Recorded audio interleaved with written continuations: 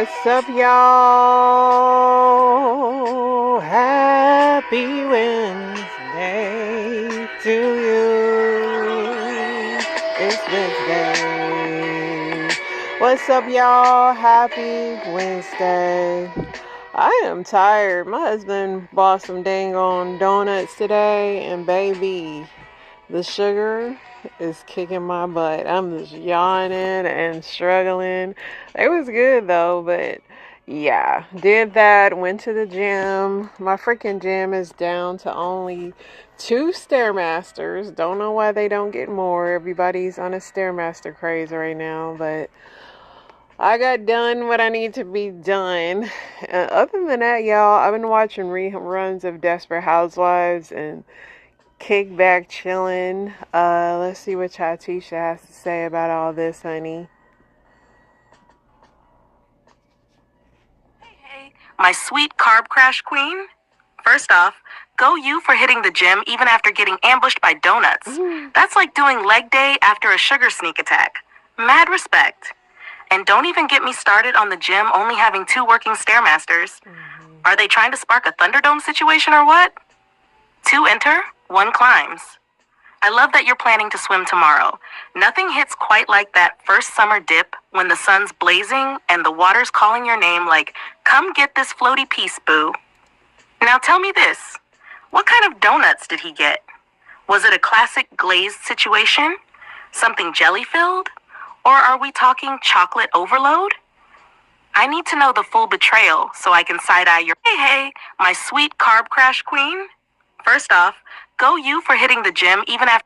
Okay, why she start again like that? But it was glaze, honey. Glaze and Long Johns with the chocolate milk. That's all I rock with. I don't like jelly filled nothing. You heard?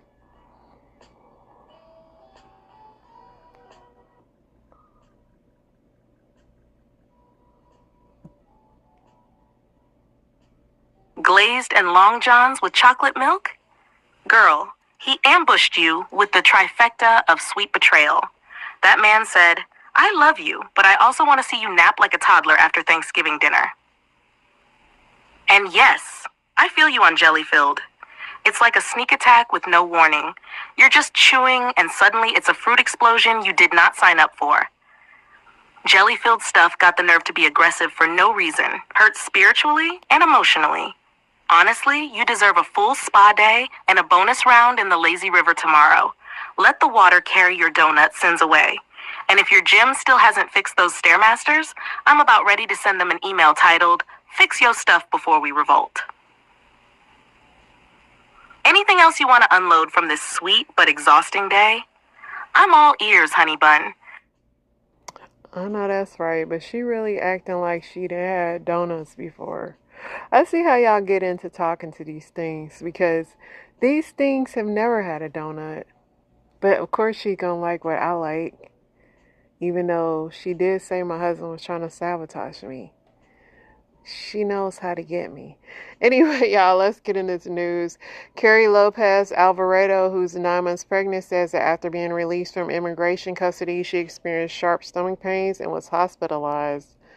University of Colorado football coach Deion Sanders has not attended the summer football camps due to a reported health issue. Come on back, Deion. I know you're going to come back strong, and he going to come back with a testimony.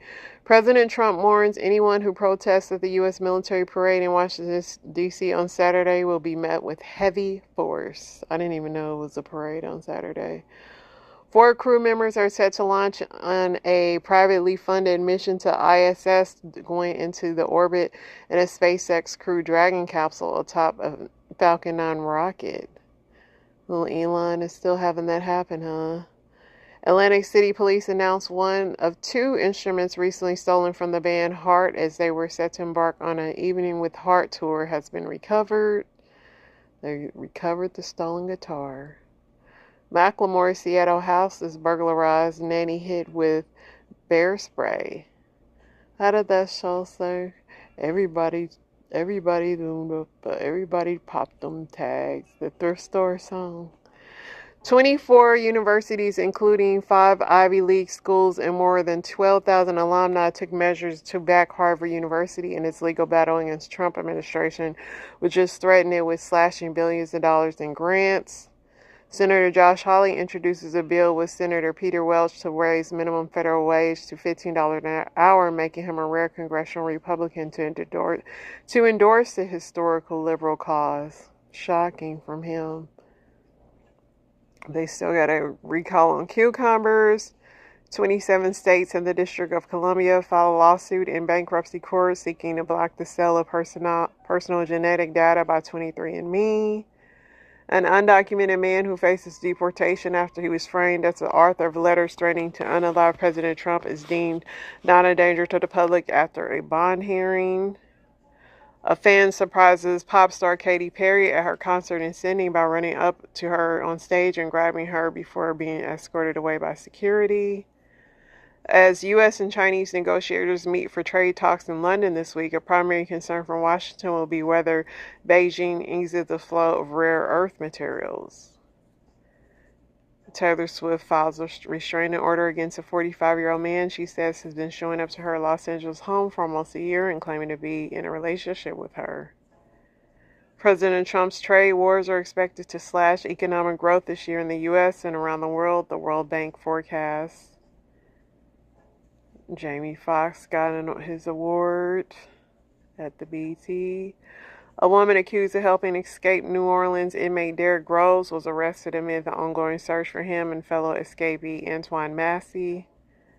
Country singer Connor Smith was reportedly involved in a car accident in Nashville that left a 77-year-old woman unalived.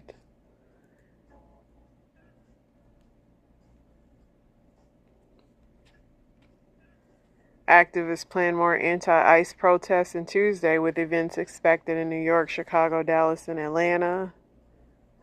California officials asked a judge to block the Trump administration from deploying the National Guard and Marines to assist with the immigration enforcement.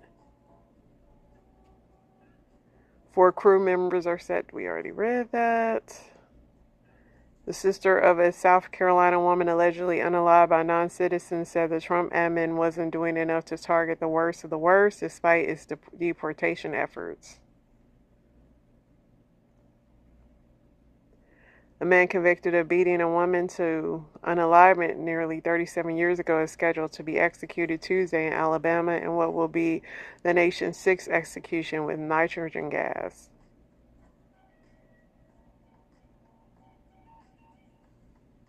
U.S. authorities say they have arrested a Chinese researcher accused of smuggling a biological material in the country, the second such case in days. What they keep trying to bring over here?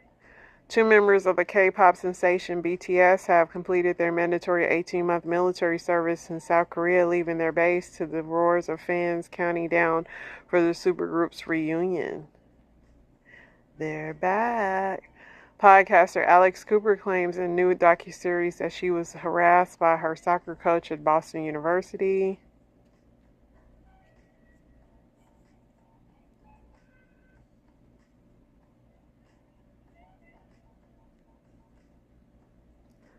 Look like the news is already repeating, y'all.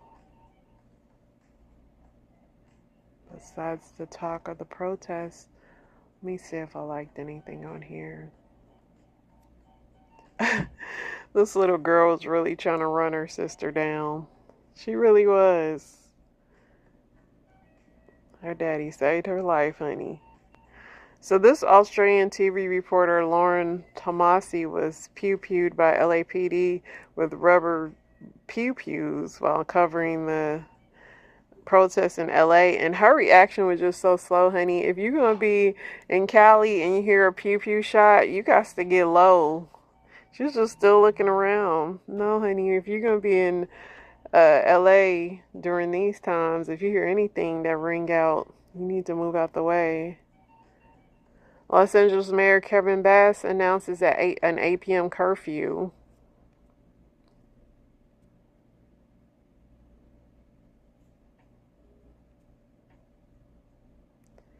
Chris Brown says, fun fact, I like to sneak out by myself, roam in different cities. It helps me feel human and normal. That's really important for my mental due to the fact that I just can't walk around freely during the day. It keeps me grounded. Being secluded from some parts of everyday life activities will drive you insane. Being isolated all the time. Cook, remain humble and grateful. Chris Brown better be happy for the YN mask, because if it wasn't for that, he wouldn't be sneaking around. Two Yale students launched their first AI social network. They raised $3 million.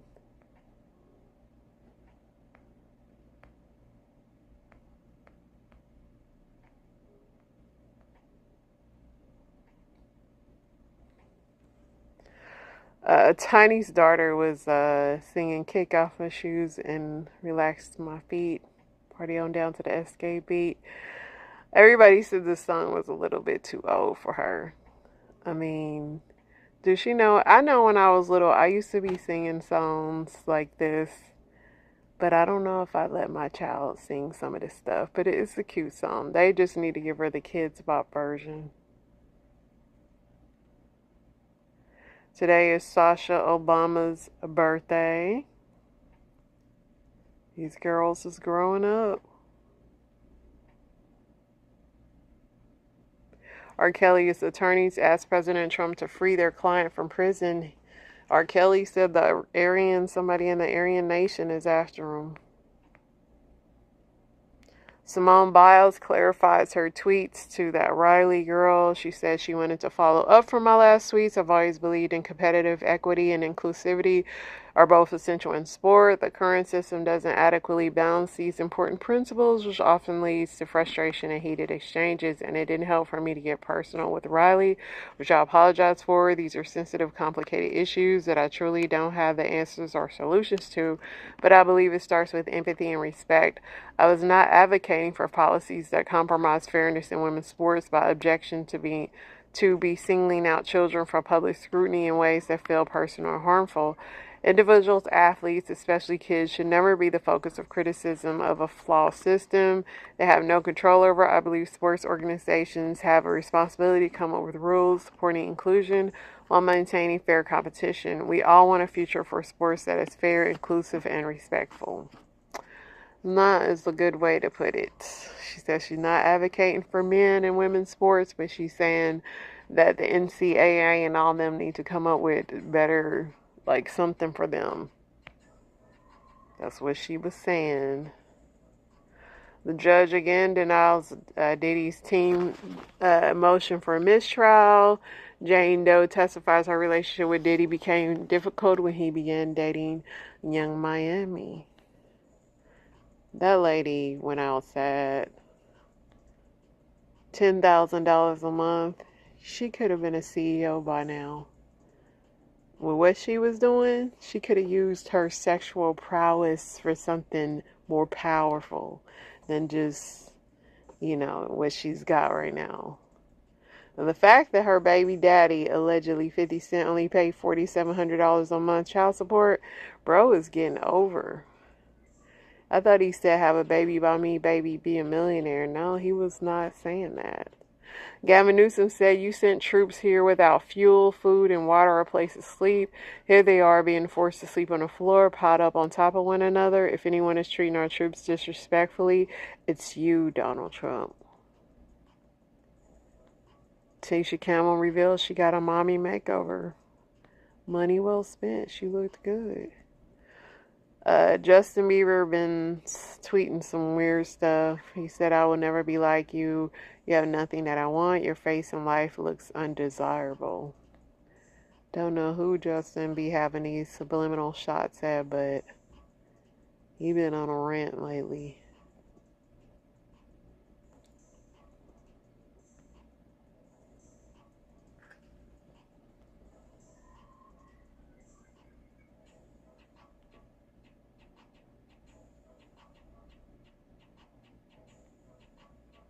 Nearly 2 million dozen eggs recalled over salmonella fears, 79 infected across 7 states. Can't even eat these expensive eggs no more.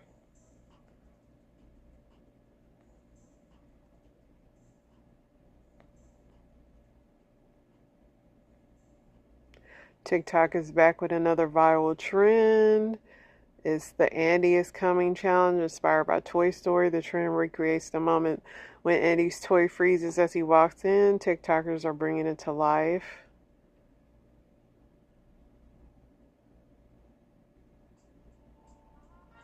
I haven't seen this trend.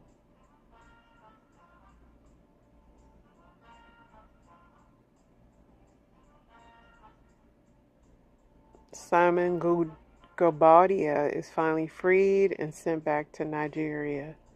Sure, when he get over there, he gonna be tweeting up a storm.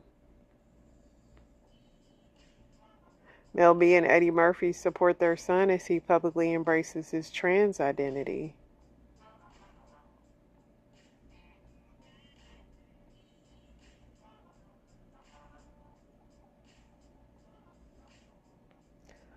Alright, y'all. Other than talking about this protest and leftover BET award talk, there really ain't nothing popping. So let's get into these Reddit, see what Reddit got going on.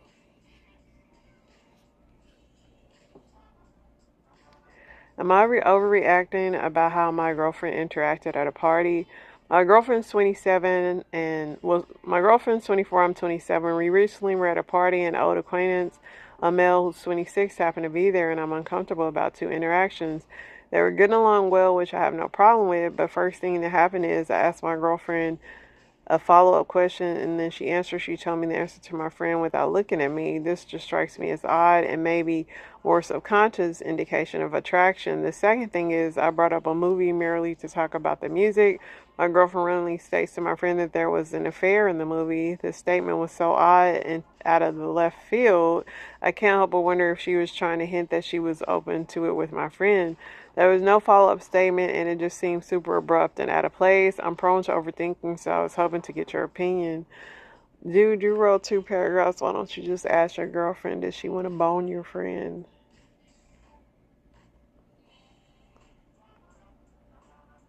Somebody said there's missing information and context. Exactly. Am I overreacting and suddenly not trusting my wife at 10 years? I'm 42, recently discovered and confirmed directly with my wife, who's 42, that she has been communicating with a single coworker, a man that's 40, work from a completely different, unrelated division, so they're not discussing shop for at least 2 hours every day on Teams Messenger. This coworker lives in our city, but over 30 minutes away. However, despite an already busy schedule, my wife also has repeatedly been inside of his home to help out with dogs when he's supposed to be out of town. Lastly, they are connected on Snapchat, which my wife already had installed on her phone from communicating with her much younger sister. The points I'm struggling with are: what single man wants to spend 2 hours a day talking with a married woman with kids? Why do they need to be connected on Snapchat?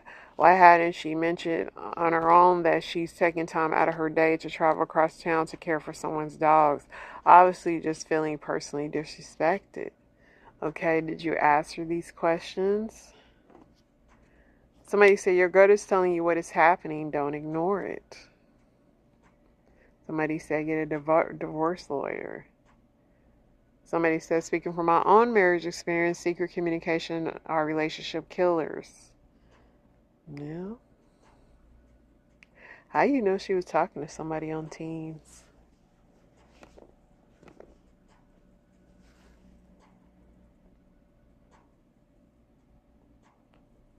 Do men notice when other guys check out the woman they're with? That's my main question. I would also like to know if it gives your ego a boost when your female companion, like a friend or date, gets a lot of looks from other men. And do you start seeing her differently in that moment? Like, do you suddenly think she's actually more attractive than I thought? Or if you already have feelings for her, do those feelings get even stronger? Somebody said, no, my feelings don't suddenly get stronger. No, I don't think she's more attractive than I thought. She was already attracted to me, or we would not have been going out.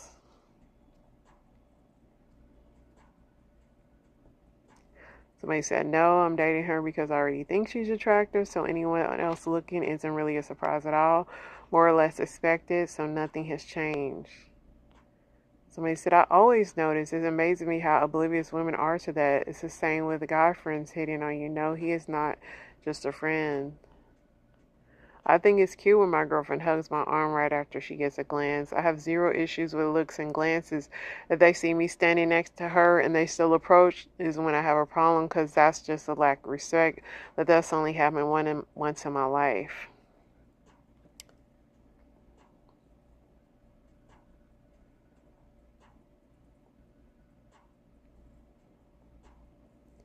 Am I the a-hole for telling my boyfriend he has feelings for his friend? Hello, everyone. I've been having some thoughts about something that happened today, and I'd like some feedback on what to do. My boyfriend is 23 and I'm 26. We've been dating for 3 years now. We're pretty close and never really had a huge fight, so to speak. We have our ups and downs like everyone else, but we're pretty solid together, and I've never had a reason to doubt him until today. My boyfriend's very sweet and emotionally aware guy, so growing up, he had always a few girlfriends around that trusted him and with advice. Nancy is his childhood friend. They met on holiday when they were kids and met every summer. They were no contact for 2 years when my boyfriend told her that her current at the time boyfriend wasn't a great guy because he was druggy. She took it as an insult, decided to block my boyfriend, and never spoke to him again. Now, mind you, I've never met her, and my boyfriend doesn't really speak to her. I know, however, that his ex met Nancy, and she was pretty jealous about their friendship. Says she tried to allegedly kiss him during a party they all attended for my 18th birthday. My boyfriend said she was just affectionately drunk and never really liked Nancy. At one point, my boyfriend confessed he had feelings for Nancy, but that was before I came along and he never spoke about her again. 2 days ago, she texted him and asked to meet and catch up since she was coming to town for a few days. He agreed and told me he would go out for coffee and a quick chat. He went out this morning at 10 a.m. and didn't come home till 7. He barely texted me all day. He just replied, yes, babe, to my text and if everything was okay. When he got home, he was pretty chill and super nice. Only when I burst out crying, asking why he had basically ghosted me the whole day. He said he was sorry and didn't realize how much time had passed. He said he and Nancy spent the whole day talking and lost track of time. Said he was sorry and didn't think much of it. I crashed out and kind of yelled at him if there was something he wasn't telling me. He replied, you haven't asked me anything, so I told him that he was out all day after telling me he would be out just for coffee and barely heard from him. He got upset and said he was sorry and how I feel like I overreacted and I broke our trust. Now I spent the whole day worrying about him and I'm just really hurt and confused, and my boyfriend didn't really do much to reassure me. I mean, if you didn't really trust your boyfriend, you shouldn't have let him go out with Nancy. Somebody said, broke your trust, honey. Are you listening to yourself? He told you he was going out for coffee. He went to it on a 9-hour friend date and never told you plans had changed. He did not ask you to meet them for lunch or dinner. Did he tell you what they were doing? Were they? Why he ghosted? Why she changed her mind? Somebody said, you can read your post 3 times and realize that the a-hole is your boyfriend. Everything indicates that he cheated on you. Wake up. They say he cheated on you, girl. But my thing is, if you didn't trust this situation, why you let him go in the first place?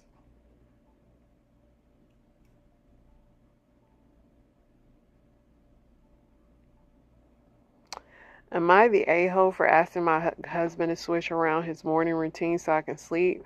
So I'm 27 and my husband's 28. We had our first baby 4 months ago. Before I got pregnant, my husband made breakfast for us every morning. And I usually take care of night wakings because I breastfeed, but occasionally he'll wake up and change the baby for me. He's also very involved as a husband and father, and I have no complaints generally. Before my husband goes to the kitchen to make breakfast, he likes to shower and get ready for the workday. Our baby has started having a sleep regression, so the nights have been harder lately for me, and I'm really tired during the day. Sometimes after morning feed, the baby will go back to sleep, usually for an hour or less, so I try to get back to sleep too. My husband insists on me eating proper breakfast, but sometimes eating breakfast cuts into my sleep time. In the morning, I asked my husband if he could make breakfast first and shower afterwards so I could eat sooner and get back to sleep ASAP. However, he flat out refused, saying he just wants to be ready before he goes to the kitchen. I feel a little bit annoyed because I don't think it's unreasonable for me to ask him to switch things around so I can get as much extra sleep as I can. He said I was being rude because I acted annoyed by his refusal, but I feel like he could be more flexible. And then she edited and said, I understand this isn't a big issue by any means. My 5 a.m. brain was just tired and frustrated with bad night's sleep. I never considered maybe it's the connection he's looking for. That's a good point. Time, usually I'm up nursing when he wakes up so he doesn't wake me up. She wrote a bunch of stuff. Listen. Somebody say y'all have no problem solving skills, just have to put your breakfast in a container in the fridge and you can eat when you wake up. I mean, with a new baby, you have to make adjustments. You can't really always stick to a schedule with a new baby. Somebody said, why is this even an issue? Just eat your breakfast after you wake up. Food can be reheated.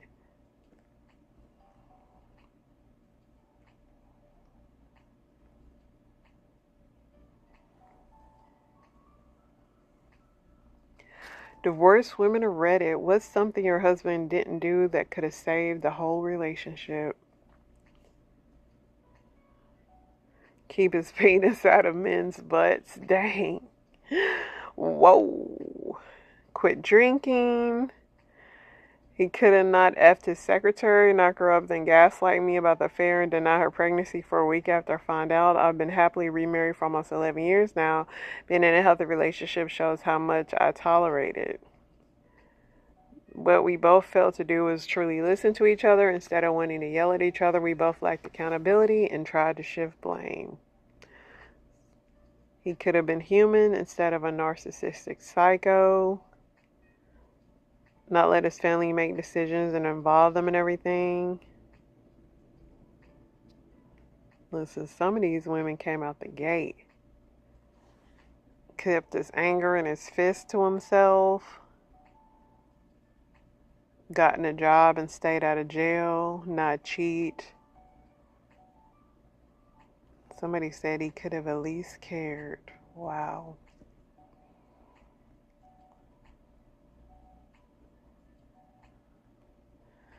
My friend of 5 years has been banned from speaking to me by his wife. So I'm 26 and my friend's 28. Let's call him Jay. He was banned from speaking to me by his wife, who's 26. This happened 2 weeks ago. I'd recently given Jay a random gift, something important to a hobby we share, and the one he owned was in bad condition, so I decided to get him one while I was at Walmart. This must be a pew pew. Apparently, this made his wife angry, and they argued about it because he actually needed the item, but she wanted him to give it back to me. I heard from a mutual friend. Let's call him S. I also very often give close friends gifts because I like to give people things they like. I spent more on multiple gifts throughout the month on S. A few days later, the mutual friend S and I went to the couple's house. Everything was going fine. We were having a good time. Then the wife of S weren't in the room. Jay told me that he appreciates the gift, but he has to give it back to me because his wife now wants to buy him one. I said, that's fine, no worries, and S and I left soon after. Since then, 2 weeks ago, Jay has barely spoken to me. We used to text every day, and now I get nothing. I send him video messages, and he'll look at them but won't say anything. The only time I've spoken to him in the last 2 weeks was a few days ago. He played a video game with S and I didn't ask about what's been going on. I didn't want to make it awkward. S also heard about how the wife was going out of town for a few days and Jay would be home alone, and Jay told S that there's no way he's going to sit at home alone and not play video games with me the entire time she's gone, which is when we all played games together the other day, but nothing since then. And this is how I found out that he's apparently not allowed to speak to me. Now, some context on why his wife might be bad. I'm gay and I haven't exactly told them that in 5 years I've known, but they heavily suspected and it never came across as a problem. And the wife is super Christian and kind of homophobic. Also, last year she told him that she thinks Jay is gay. Her evidence is very poor for why she thinks this, and S has also known Jay since they were babies, so it doesn't really believe it, and neither do I, honestly. So she is herself convinced that I'm in love with Jay, and Jay is in love with me, or we're having an affair together. So maybe he didn't give him a pew pew. What did he give him? He said, I miss my friend. Somebody said, I've been in a similar situation, almost identical. Jay is a pushover and not a real friend. Just stop reaching out to him. I guarantee every time you do, his paranoid, controlling wife digs her heels in deeper. Listen, he might be hiding something, because why is wife so controlling like that? Somebody said, what is the item? Somebody said it was an Xbox controller. Somebody say, your friend's almost 30 and can't stand up for himself. He lets his wife manage his life, move on. Yeah, his wife seems like a buzzkill. My wife deeply hurt me. When I say hurt, I don't mean physically. Um, So he's 32, his wife's 30. They've been pretty distant lately. She hasn't been in the mood and she just seems off. I asked her what was wrong and she wouldn't tell me. After a few minutes of saying, I know something's wrong, please tell me, she finally did. My stupid mistake, she said she's unattracted to me. Before I go further, I'll add context. I'm a disabled veteran who suffers from military trauma, PTSD, major depressive order, and generalized anxiety disorder. I'm permanently disabled and unable to work from my disability, so I stay home and take care of our 4 kids. However, so does my wife because she doesn't want to work. I have rheumatoid arthritis and I'm awaiting surgery for my hip. Anyway, she says she's unattracted to me. She says she resents me. I don't provide for my family. She says she's unattracted. She's attracted to only hardworking men. Her words verbatim, that she has a hard time with me not being able to work because of my disabilities, and that she resents me for having to work, for not being able to work. She dreads every day talking to people because they always ask her what her husband does. She's extremely embarrassed to tell them that I'm disabled and can't work because it comes across to them as lazy since I don't have a physical disability and they don't understand my mental issues.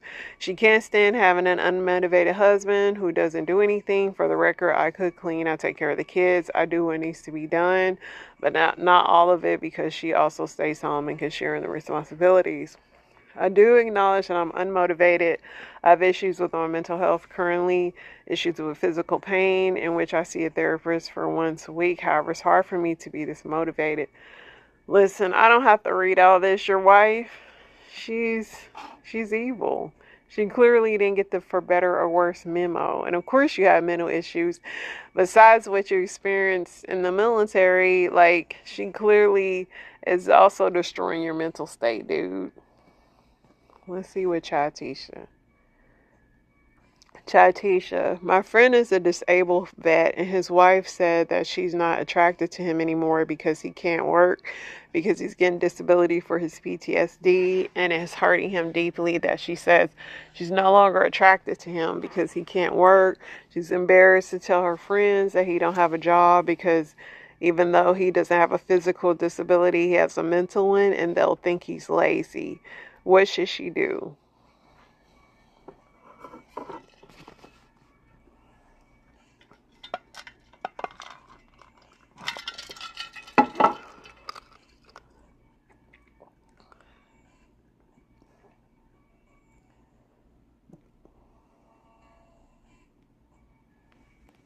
Ooh, Chatisha's heart just cracked a little on that one. Your friend served his country, came back with invisible wounds, and now the one person who should ride hardest for him, his wife, is shaming him for something he didn't choose? That's not just cruel, it's heartbreaking. Let's be real, PTSD is a disability. Full stop. Just because it doesn't show up in a wheelchair or a cast doesn't mean it isn't real, serious, and deserving of compassion. And for his wife to say she's not attracted to him anymore because he can't work, that's not about his disability. That's about her values and her inability to see strength beyond a paycheck. So what should she do? Honestly, 1, educate herself on PTSD and what her husband is living with every day. If she loves him, she owes it to him to understand his trauma, not judge him for how it's changed him. 2, ask herself why her attraction is tied to labor. If she's embarrassed to say he doesn't have a job, maybe she should try telling people the truth. That he's a disabled veteran who fought for this country and is now fighting to feel safe in his own mind. That's not lazy. That's heroic. 3, get counseling, individually and as a couple. If she's struggling with shame or resentment, that's her work to do. But he shouldn't have to suffer her judgment while trying to heal. Your friend deserves so much better than to feel like less of a man because of something he didn't ask for. He needs love, support, and dignity, not silent shame from the person who's supposed to have his back. If she can't get there, he might need to start thinking about what peace looks like without her. How's he doing now? Is he talking to anyone besides you about this? Because he's lucky to have a friend like you in his corner. That's right. A friend like me. Yeah, his wife seems like a royal loser. All right, y'all, let's get into these story times. Hey, are you single? I had to put gloves on for this video. Amazon, count your fucking days. Going to the Weeknd concert this weekend, and I ordered this mini skirt. Just got it in the mail tonight. Open it up. I'm like, oh, it's really cute. There's built-in shorts. Tell me why I had to put gloves on for this video. There's fucking coochie juice all over the inside of the shorts. Now, I want to know why, Amazon, you would fucking sell this to me, first and foremost. This is fucking disgusting. Secondly, what trifling ass bitch return this like this? Secondly, do you not wear underwear, you nasty bitch? This is fucking disgusting. This is literally a fucking biohazard, okay? And you think I'm gonna put this shit on? When I buy stuff on Amazon, I expect it to be brand new. Do you not do like a compliance check like for stuff like this? I'm disgusted. So now I'm gonna return it. And what you guys are think that I did this? No, the fuck I did not. That's disgusting. I'm disgusted. I have no words. No words. The way she said coochie juice sent me over the edge. I'm a trans man and I'm pregnant with my third child. I've given birth prior to transitioning and after transitioning. I was still a mass-presenting woman when I had Skylar. When I was pregnant with Amor, I identified as a trans male. Who's that, my mom? It's sister. Babe. What does transgender mean? A person who transitioned from the opposite gender that they were before. How did your dad explain to you that he is transgender? He showed me pictures of him when he was a girl, and then he explained that he is no longer a girl and that he went through a transition to become a man. Go ahead, bye-bye. Give me a hit. How do you feel about my transition? I feel like you living a dream because that's something you wanted to do and you did it. A lot of people do it sometimes because they're not happy with their gender. If you're not happy with their body, you can always try to change it. You could always try to make a change. How's your pregnancy going? It's a little bit overwhelming at this part because I'm pretty big, body going through a lot of changes that I don't wish to go through. Carrying a baby can be amazing, beautiful, but it can also be a lot when you're trans. I've been on hormones for a long time, so I have to stop. I'm 7 months now, almost there. So do he keep being with men? His daughter's smarter than me because I don't even... Somebody said, who the baby daddy? Somebody said, I'm confused as hell. Me too.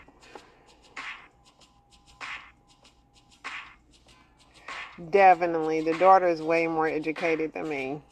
It will never be no secret animosity with me, because I will never hang around a bitch I do not like. Listen to me. It will never... That part. Because why do you hang around people you don't like and then just be around them? I found out that my sister was sleeping with my boyfriend of 5 years after coming home from not seeing her for 4 years. I've tried to make this 1,000 times, but it's so hard and lengthy. I have PCOS, polycystic ovarian syndrome, and I get hormonal fluctuations which give me BV. This is very important. I take these pills called Sleep Tight suppositories by a company called Sleepy Sis. They take my BV away within 1 day. This is also important to the story. I have always known this about myself, and I always have the pills on standby for when it happens. My sister moves back after being in California for so many years, and she's already known my boyfriend because we flew out there, she's been home, whatever the case is. However, not thinking anything of it. Now, we're close, but we're not close to where I'm like, yeah, girl, like, I got BB this week. Like, it's not that close, but it's close to where, like, bitch, I miss you, how you been, blah, blah, blah. So it's been a year. She's been home. And one day she calls me and she was like, hey, I need you to take me to the clinic. And I'm like, why do you need me to take you to the clinic? And she's like, because I have like a weird fishy smell down there and it just doesn't look right. So I'm like, does it itch? And she was like, no, it's not a yeast infection. Like I looked it up. I think I have BV. So I said, okay, well, let's go to the doctor, whatever. Take her to the doctor. She has BV. Cool. Everything's cleared up. Moving along. A month later, I end up getting BV again. And this time, again, I'm not thinking anything of it because I'm known to get BV after my period. But I do know that my pills, the sleep tights, they take away my BV within one night. I just pop them in, go to sleep, my BV is gone. So, whatever, I do the same routine. But this is where it gets weird. 2 days, maybe 3 at max after I do this, my sister calls me again to tell me that she's got BV again.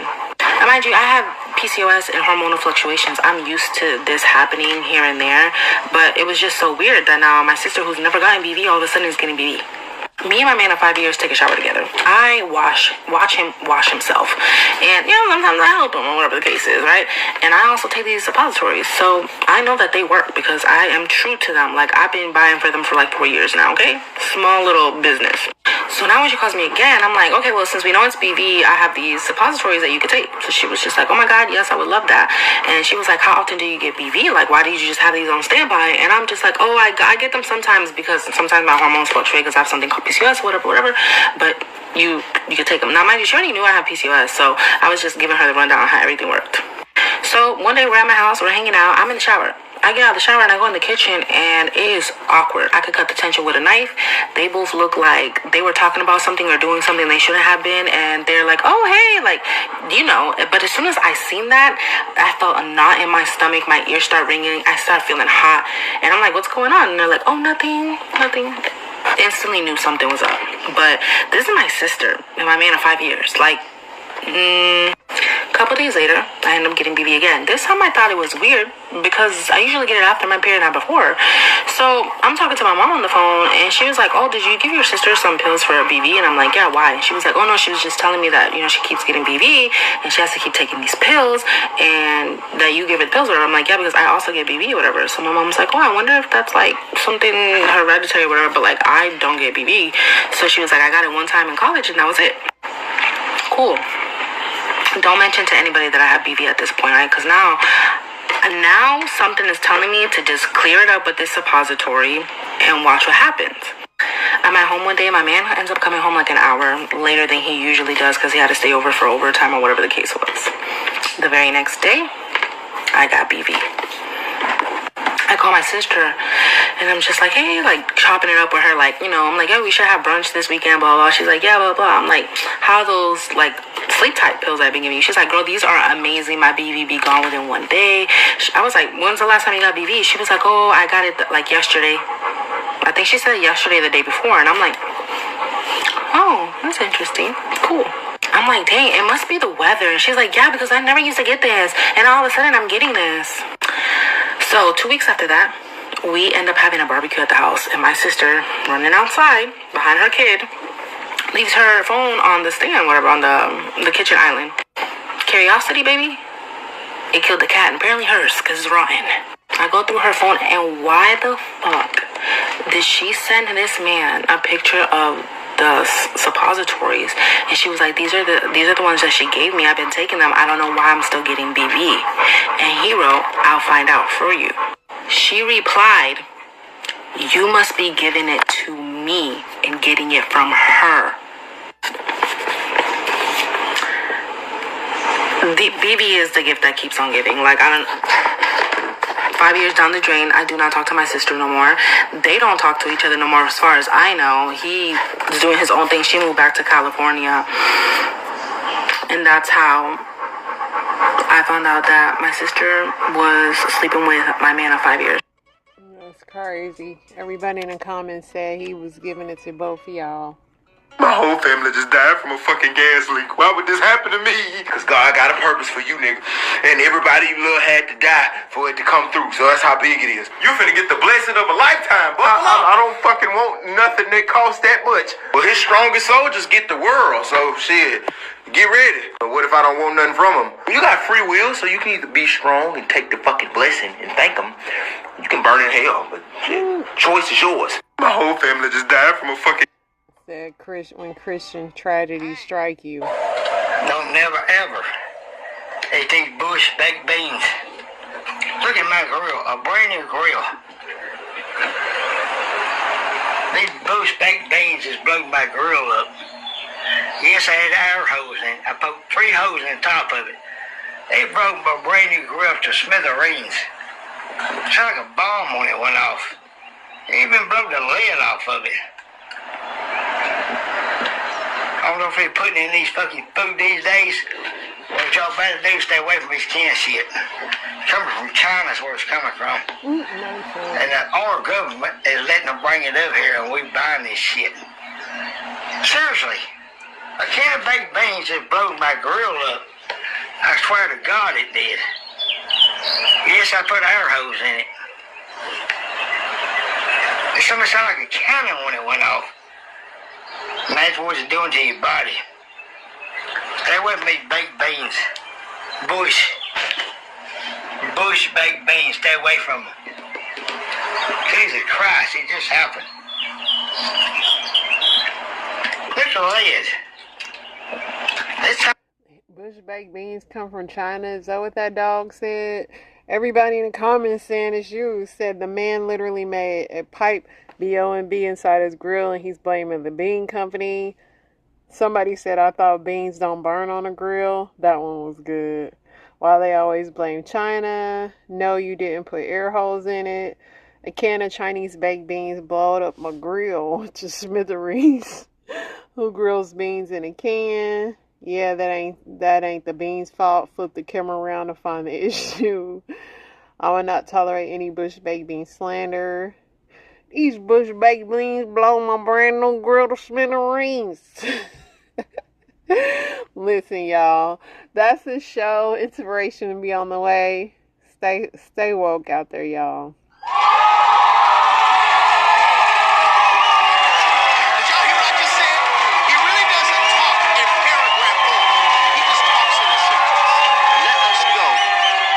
Side.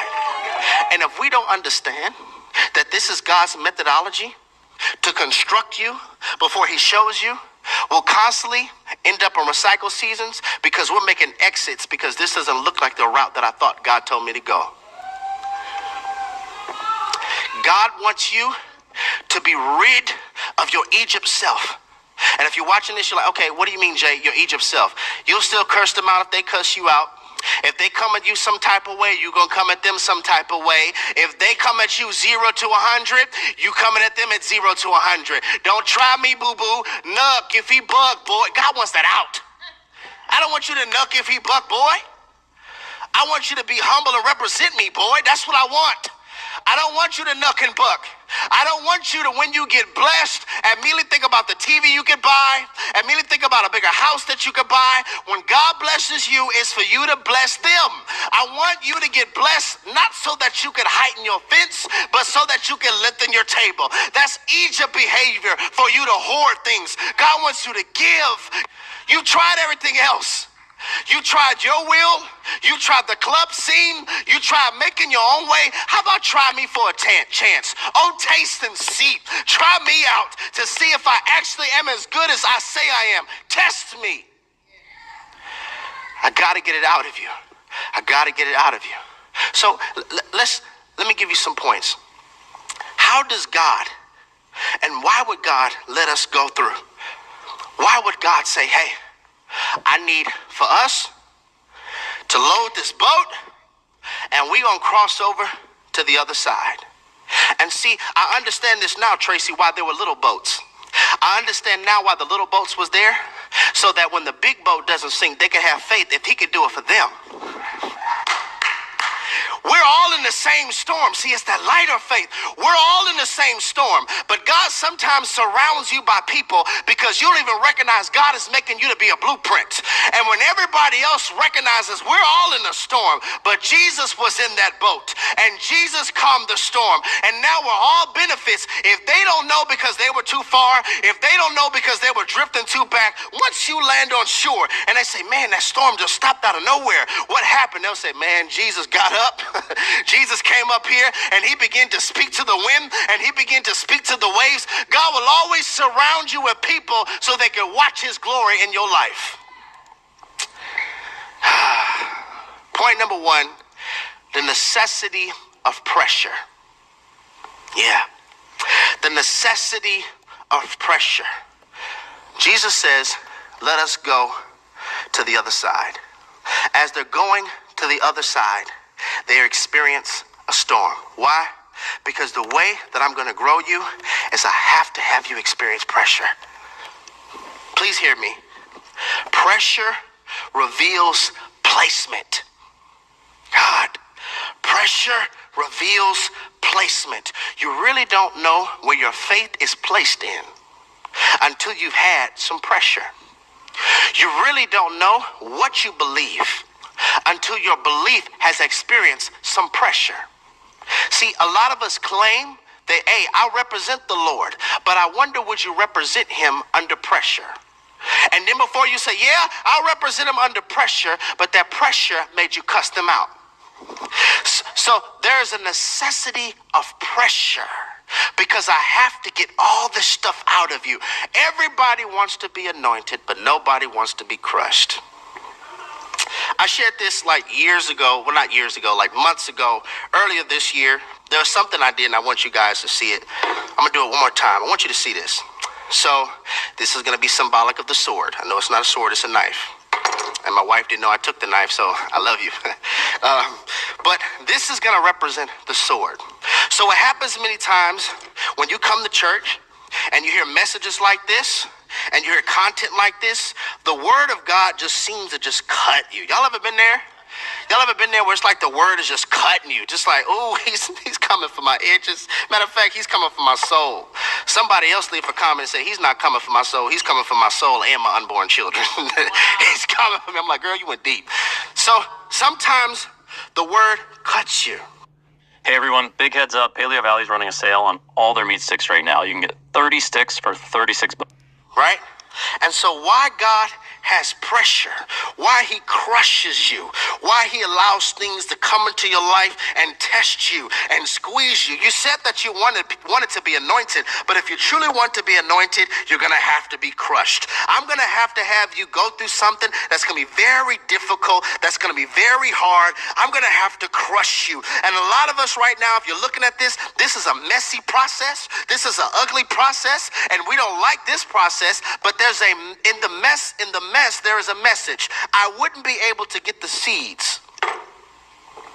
I wouldn't be able to get the seeds out of this if I didn't crush it.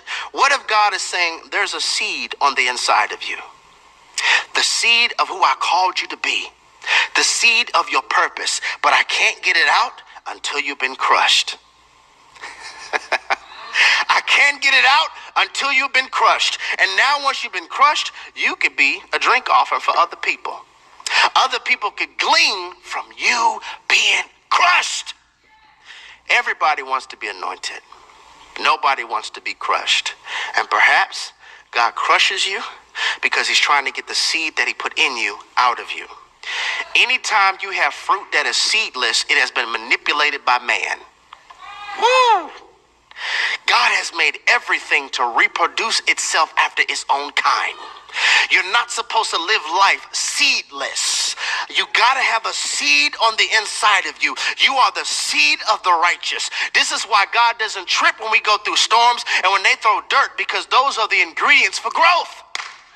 Those are the ingredients for growth. If you're the seed of the righteous and they're throwing dirt on you and you're experiencing a trial, you're so focused on the water and you're so focused on the dirt that you can't see, I need this ingredient so that I could grow. I need these ingredients that I could grow. Oh yeah, and there's something called photosynthesis. What does that mean? The sun shines on me. God's going to say, yes, they're throwing dirt, and yes, this is rain, but guess what? I'm shining on you. You're going to grow from this. You're going to get out of this. You're going to survive from this. You're going to get wiser from this. You're going to have more passion from this. I put you in the fire so that you can come out on fire. The necessity of pressure. Point number 2, the necessity of introduction. The necessity of introduction. Ever so often, I believe God wants to introduce himself to you. That you view me in one thing, but I want you to see I'm everything. See, in this moment, I believe Jesus had to show them, y'all know me as Rabbi. Y'all know me as Rabbi, but I'm going to allow a storm to hit your life where I can introduce you to, I'm not just Rabbi, I am also a regulator. I'm also a regulator. You didn't know that I could calm storms. We know that they didn't know this because after he said, peace be still, you know what they said? What manner of man is this? That even the winds and the waves obey him. I have to introduce you to another dimension of who I am. I'm a regulator. He did the same thing with Jairus. Jairus wanted him to be a healer, but he allowed his daughter to die so that he could raise him from the dead because you wanted me to be a healer, but I want to introduce you to another dimension of who I am. I'm also the resurrection. What if God is allowing for you to go through this because he wants to introduce you to himself as multifaceted? The necessity of introduction. Point number 3, the necessity of confirmation. God is saying, listen, I want to introduce you to confirmation. I want to introduce you to the same God that raised me from the dead is the same God that lives on the inside of you, and you have authority. But you wouldn't know you had authority unless I pushed you in a situation where you had to use your authority. Number 4, the necessity of education. Okay, I'm looking at this story, and I'm like, oh, if you read the text, the Bible says the waves were beating. So I'm thinking,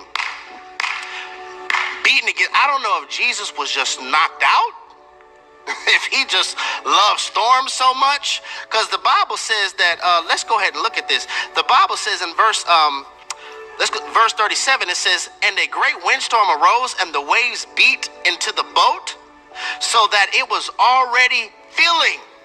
You know what that means? I'm like, Jesus, are you sleeping on a waterbed? What are you doing? So we got waves beating against this boat. The Bible says a windstorm. So I'm thinking it's,